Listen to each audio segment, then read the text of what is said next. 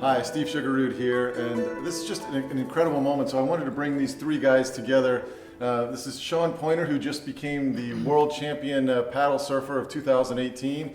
And Sean splits his time between Florida and California over the last few years. Then we have Rick Toone next to Sean, who to me is the world's most extraordinary electric guitar builder. And Rick's in town from New Jersey. And then Mike Dawes from the sunny South England is with us. So sunny, yes. So Mike is, by many accounts, the world's premier acoustic guitar player. So it's just a unique moment where we have three people who achieved the most. They've made it to the tops of their fields. And what I've found in my work is that I got all of the education. I did all of the things that you're supposed to do to succeed, but really where I succeeded, where I truly made it to the next level was what I call modeling the behavior of people that had already succeeded at what I was doing. So it wasn't what I was taught in a textbook. I tried to figure out, well, what did this hedge fund manager, what did Jim Rogers do? What did Warren Buffett do? And I took all of the lessons of the greatest investors, not from a textbook, but from how they lived their lives and the words that they would share on how they succeeded. And so the three guys next to me, they've truly achieved the peak of what they set out to do. And I'm just fascinated by people that have done that. And first I want to ask each of them, like, what drove them to achieve in their very specific niche? And then do they have any suggestions on modeling? What are the tips? And I'm not asking how to play guitar or how to surf better. I'm asking, like, what secrets could someone else, what do you think were secrets that you did that looking back, it was like that was a good way to achieve where I am right now. So I know that was a big, long wind up, and I'm going to start out with guitar player Mike Dawes here. So Mike, you have a couple thoughts you can share with us on this? Wow. Okay. Well, I know it's a lot to think about. Yeah. No. there. Of course. Yeah. My entire life story condensed into a little soundbite. Yeah. Well. First of all, I'm 29 years old, coming up to 30 this year, and I've been a professional guitar player, sort of traveling all around the world for the past sort of almost 7 years now. So I'm still a baby, but I'm pretty content with what I've been able to achieve through a lot of grind and a lot of persistence. When I started sort of trying to find my sound, what made me unique, I was very aware that was, first of all, that was a goal which was inevitable to achieve if I was to have some kind of success in an industry that celebrates individuality. For example, if there are 10 people that sound just like me, why would anyone care about me? Okay, so number one, I was very keen on finding a niche and acknowledging that niche, and then through persistence and drive and passion, trying to push that as far as I could. So for the benefit of those who are not familiar with my work, which I presume is the majority, I play a very unusual style of acoustic guitar, and unusual being one of the key words. A lot of people don't expect the sounds that I'm making on the guitar to come from a guitar. There's a few virtuosic elements, if one were to call it that. I wouldn't dare to claim that myself, but it comes across like that to a lot of people. And as a result, it's a new style, or relatively new style, at least in the mainstream, that hasn't existed. So I found this niche, and I actually had dinner with a balalaika player from Russia, in London, who was the father of a friend of mine from university, and he was this sort of, I guess larger chap with the full-on Russian mustache and the vodka shots at dinner and everything. It helps you play the balalaika, I think. Yeah. Well, yeah. He was doing his thing, and it's a very strange instrument. The balalaika is this little triangular kind of, you know what a balalaika is. It's a few I think three strings or something. Three strings, yeah. Very unique sound, and he was the guy who played balalaika. So he got hired for all the movie soundtracks, all the gangster stuff with Russian, the Russian gangster would walk into the restaurant and suddenly, like, that would be Bibbs. He'd be playing his balalaika. And he told me a lot about that. I mean, if you have something, if you can be the only guy or one of a handful of people doing something, and if you do it well and you can reach the top of a shorter tree, you're the guy who's going to get all the gigs, right? Mm-hmm. So that kind of stuck with me. So I found a niche and I kind of went with it. But I also acknowledged that something that's very important to me, and I think I shared this with you guys last night or this morning, is that I acknowledged that happiness was the main drive in what I was doing, not necessarily financial success. Financial success is a part of what I'm doing, and I'm very, astute with that stuff, managing my own business as well as touring and creating music and things. But I acknowledged that happiness was what I would strive to, and I acknowledged happiness was a variable. When you understand that happiness is a variable, it informs your decisions to yield results that will always fulfill you. And when you are always fulfilled by the results that you attain by your hard work, you are always motivated to continue down that path. Now, see, Does that for make me, sense? yes, but for me, it was much more of a struggle, because I thought, okay, well, I am at this happiness level, but if only I could play that guitar part, Right. then I would be happy. That's the thing. You know, it's the old saying, isn't it? Like, you can never see how tall the mountain is when you're on it, right? You take a step back and you can see this thing, you can see this goal. But by acknowledging that is a completely stupid way to think, by acknowledging that happiness is a But variable. somehow I've led my life this way. And believe me, I don't necessarily practice what I preach here. Yeah, you know what I yeah. mean? I'm always comparing myself to others, and I get quite down when I see some 14-year-old wonder kid. You know, we all do. 14, they're old. They're like 9 now. These crazy shred kids playing their amazing stuff. But by saying, like, today, what will make me happy is calling my girlfriend. Today, what will make me happy is, you know, booking the next tour, or I don't know, creating another piece, or uploading this. That being said, I am very, as I said, I self-manage out of choice, and I do monetize everything I do, and I'm fairly business savvy in the way I run things. That being said, I do try and live by that kind of happiness as a variable, acknowledge that, and don't get burnt out by any one kind of path or mindset. But Mike, I want to throw it over to Sean right now, because you had basically said it's in order to achieve that level, it can't just be about the time you put in and sort of being happy. And I'm not trying to minimize it, but I want to figure out how do you get to that. And I know that my good friend Sean Pointe over here just became world champion, so congratulations, in the stand-up paddle surfing.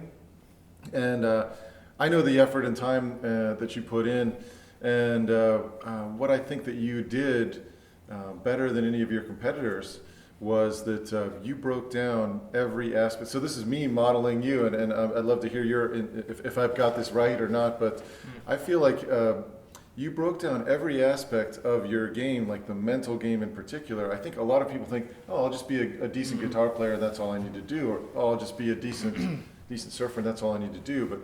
But somehow you broke down every aspect, and this is me looking at it from the outside. And so what do you think was the secret to your sort of world title year this year? Yeah, well, it was a goal that I had made for myself a while back, and putting that goal in place and putting the actions in place to get to that point is critical. Number one, you got to know what you're going for, and then number two, you got to know what you don't have in your arsenal that's preventing you from getting there. And you're right, I've been able to identify in competing, certain things that I need to improve on, or need to have top shape in order to get to that world title. And it's the training and the board development that we go through, and the practice, and Basically leaving no stone unturned. no stone unturned, and bringing in a team of guys to help me out with that stuff. My training to the best shapers, to my diet, and also even a mental game too. I earlier on in my career, I did go through hypnotherapy even at a time, to deal with that stuff. But it was actually recently I had read something regarding to pressure, because in competition we deal a lot with pressure. Yeah. And I think you had mentioned there with the mind game, and a lot of people, I would say in the competitive space, that's what gets them, that's what unnerves them, that's what is their Achilles heel, is the mind. And you're able to hyper focus in that moment and accomplish when others can't. Exactly, and that's what I read recently, was that it is pressure. It's kind of a negative name towards it, but pressure is just hyper focus. Mm-hmm. And if you're able to be hyper focused in a competitive setting, then you don't have pressure. And taking it a step further, if you're able to have, say, a intentional living throughout outside of that competition space, then that's just your natural mindset. So you enter into these competitions as somewhat like pressure won't really affect you. And I think that's really been a help for myself, and aligning all the other dots along the way in terms of having the critical elements in place to be able to succeed and punch the pressure in the face. Yeah, you did it, man. It was awesome. It was awesome to see, and the passion when you won. I mean, it was a beautiful thing. We're all happy for you, and but I want to go back to really the starting point is that you said, I set a goal to be number one in the world, and that seems like, for me, that seems like an outlandish thing to say, but you did it, you set the goal, and I watched you just march through. Sean is facing the number one guy in the world right now. It's going to be a tough heat, but you'd march right, especially when you were coming up, and you marched right through these guys. And so I don't know if it's a self-confidence but I think that if you're going to become number one, you have to believe that you can become number one. And I don't know if you guys have any thoughts on that. Yeah. Not. And I have trouble with that. I mean, I'll just be honest. I have trouble with that belief. I'm like, well, I think I can do this, and if I set that goal, I can actually get there. But I usually am afraid to set it. Well, with not to cut in, but with music, I mean, it's just like sport attaining the top level is there's a lot of people will always say, have a backup plan, or what's your plan B, in case you're at school doing this, say, I want to travel around the world playing music or whatever, and have a whatever. What's your plan B? I recently found my old school careers day thing from when I was very young, and it said on it just exactly what I'm doing right now, and I personally, I never had a backup plan. It was just like, what are you going to do? As soon as I started playing guitar, I said, I'm going to be a professional guitar player. That's just what's going to happen. I'm very fortunate that my family were also very supportive, and that they never said, you need to have a plan B. They just so your recommendation is no backup plan? No, but I mean, there's a lot to there's a lot to be said for having tunnel vision. Yeah. If the idea of not doing or not succeeding in what you're trying to do is always there in the background, maybe on some level that will hold you back. Mm-hmm. I mean, I never, ever thought I would do anything else. Didn't even cross my mind. Mm-hmm. I was not afraid of that. It was just like, this is what I'm going to do. How will I do this? Okay, well, what do I need to do next? Okay, well, I need to get signed to this record label so I can reach this fan base, so I can do this and build my niche in this area, blah, blah, blah.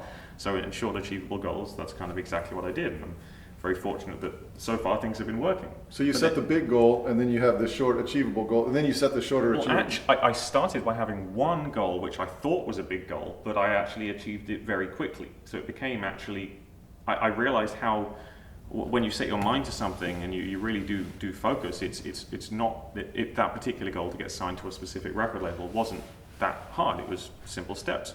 Okay, create a repertoire that works for that label's fan base, build a niche, which I did at the time. I was playing in a very unique duo, which the label wanted, and ask. Don't be afraid, right? Yeah, exactly. The actual goal, in sort of looking back on it, it was actually very achievable.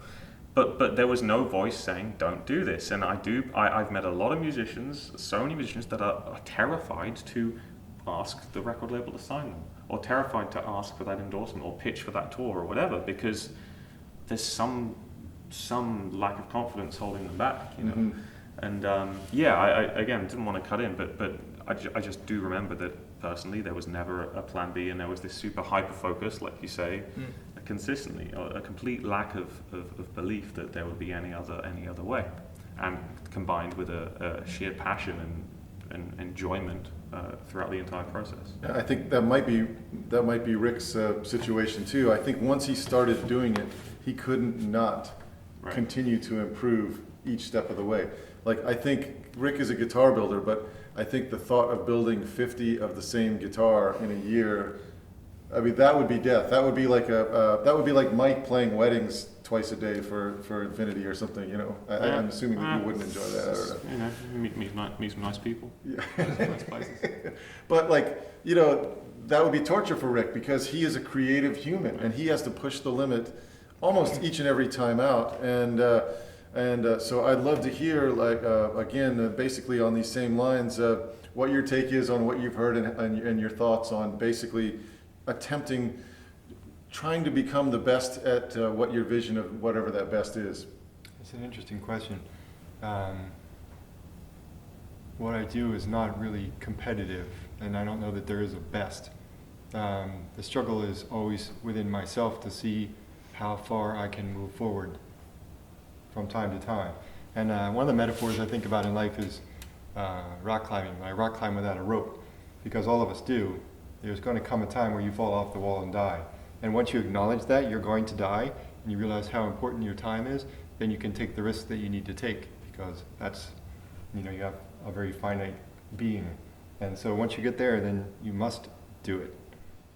It's kind of where you were, right? There is no plan B. There's no rope. Yeah. So why waste time? Well, plan B is actually a dangerous thing. Yeah. Yeah, I turned my back on my education. I have a master's degree and another whole career, and I turned my back on it about 10 years ago to do this. I'm 51 now, and just decided that this is what I want to do with the time that I have left. And we were actually talking the other day about even when you're doing your own business and running your own business, and it's based on passion and even whether things are going well or things you're having a bit of a slump or whatever, even the boring, monotonous tasks are still actually quite thrilling. Yeah. Responding to a fan email or responding to just a query about a booking or booking flights for your next trip or something like that. I mean, it doesn't suck because it's 100% for you, and you're making things happen for you, not for anyone else. And it's none of it is unenjoyable, right? The other thing I think that's a key, that's helpful, is to find your tribe, the people that pull you forward. So here's two people in my tribe, and they help pull things out of me that make me want to move forward. So having those companionship and people to push you, whether they're world class or a very sharp mind, as in Steve. Are you saying I'm not world class? No, I'm just kidding. Well, you're world class in finance and world class in electronics for sure. And world class friend. Yeah. Seriously. There you go. Yeah. I mean, I've done it. You're right. My partners in business, I've been with them a very long time, and I guess doing it Mike's way and Sean's way, doing it by yourself is tough, man. I mean, you're your own everything. Oh yeah, you take on all the responsibility, but even the times where you don't want to. There's never a time where you don't want to get out of bed in the morning and tackle it when it's all yours. It's a challenge. It's something you want to grab by the horns and kind of do. Well, for me anyway.